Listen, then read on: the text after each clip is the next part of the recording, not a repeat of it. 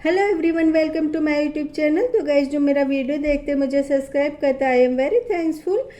तो हंसना हंसाना हमारे जीवन की दिनचर्या से लेकर रात्रि के शयन तक स्वास्थ्य के लिए बहुत ज़रूरी है। और अच्छे स्वास्थ्य के लिए स्वस्थ हंसी अर्थात स्वच्छ हंसी बहुत आवश्यक है।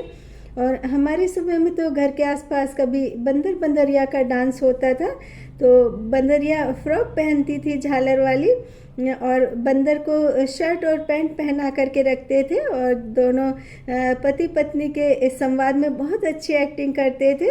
तो कभी चलता फिरता सिनेमा बॉक्स होता था, तो सारे बच्चे ऐसी जगहों पर झुंड बना करके चले जाते थे, और बिना कुछ सोचे समझे कि हमारी ज़िंदगी में अगले पल क्या होने वाला है, उन लम्हों को मुट्ठी में समेट करके हंस लेते थे, खुश होते थे। और जीवन का यही फार्मूला है कि सारे टेंशन को साइड में रख करके हमको कुछ समय के लिए खुश रहना चाहिए, हंसना चाहिए। इससे एक तो हमारे अंदर की नकारात्मक सोच खत्म हो जाती है, और दूसरा हमारे शरीर में एक नई ऊर्जा का संचार होता है। और राजस्थान में कठपुतली डांस का काफ़ी प्राचीन समय से प्रचलन है, और लकड़ी के गुड्डे गुड़िया को उनके पूरे ग्रुप के साथ हाथ में धागा बांधकर उसकी मदद से गानों या संवाद पर नचाया जाता है।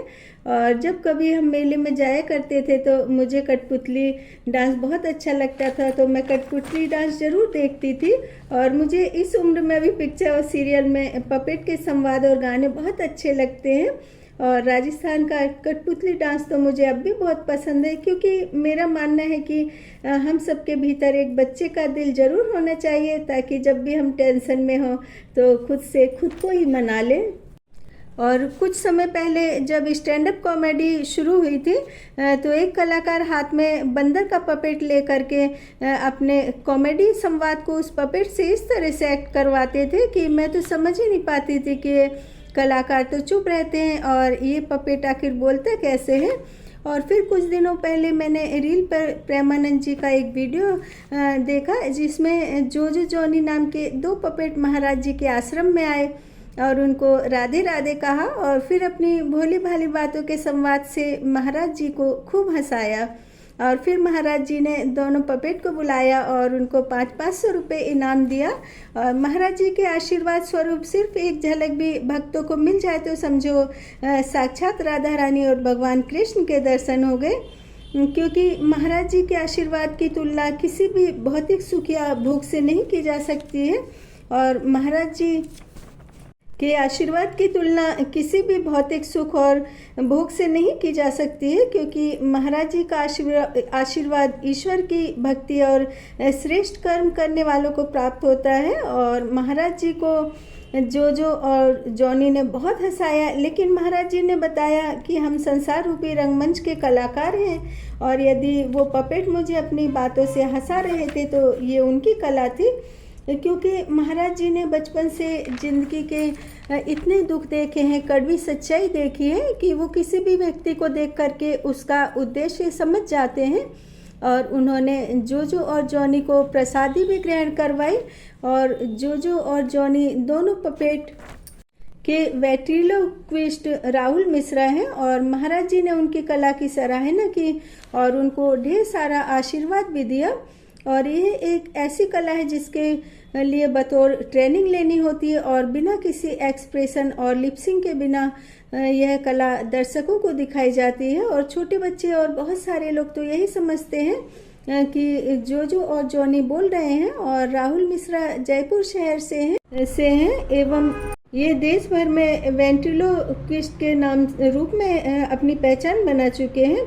और पेट बोली एक अनोखी कला है। राहुल ने महाराज जी को बताया कि मेरे पास जोजो और जॉनी नाम के दो पपेट्स हैं, और जिनके माध्यम से मैं लोगों का मनोरंजन करता हूँ।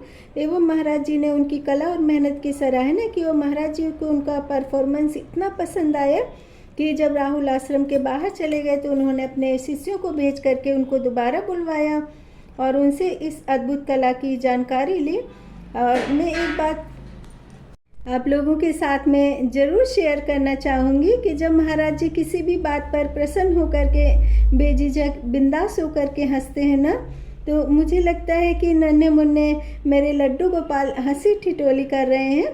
और मैंने कभी महाराज जी को पास से नहीं देखा, लेकिन महाराज जी के हाथ और चरण कमल एक नन्हे बालक की तरह लगते हैं और बहुत ही अद्भुत छवि है महाराज जी के स्वरूप में। और राहुल मिश्रा ने अपने कैरियर की शुरुआत थिएटर से की थी, लेकिन इस फील्ड में इनको इतनी आमदनी नहीं हो पाती थी कि ये घर का खर्च चला सके।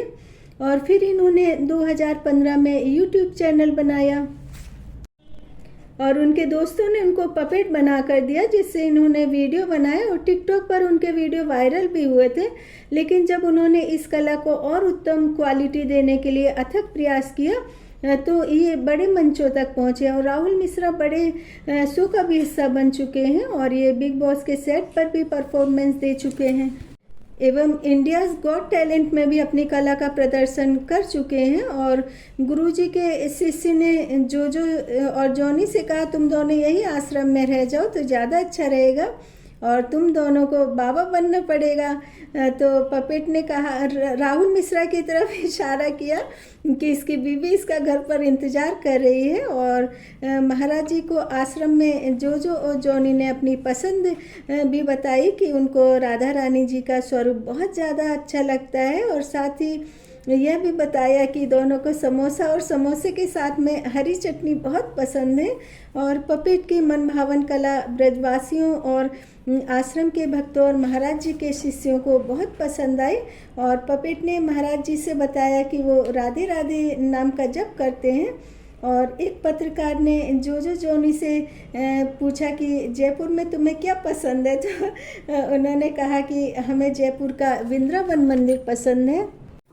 जयपुर की पत्रकार शिवानी ब्यूटीफुल से इंटरव्यू के दौरान राहुल मिश्रा ने बताया कि उनके पपेट परिवार में अभी 2 लोग और जुड़ने वाले हैं, चमकीली और इनके चाचा, जो कि इन दोनों पर कमांड करेंगे। और पहले जोजो और जॉनी को गुड्डो के नाम से जाना जाता था और अब ये दोनों जोजो जॉनी के नाम से फेमस हैं। और पत्रकार ने पूछा आपकी लाइफ में क्या बदलाव आया, तो राहुल मिश्रा ने कहा कि जो बदलाव आए मैं सोच भी नहीं सकता था। अब लोग मुझसे इस आर्ट के बारे में जानना चाहते हैं और ये बोलते हैं कि मेरी लाइफ में बहुत परिवर्तन आया और लगता है महाराज जी के दर्शन से मुझ पर सीधे श्री जी की कृपा आ रही है। तो मेरा भी आशीर्वाद है कि राहुल मिश्रा पर श्री जी की इस तरह से कृपा बनी रहे और ये दिनों दिन सफलता की नई ऊंचाइयों पर पहुँचे।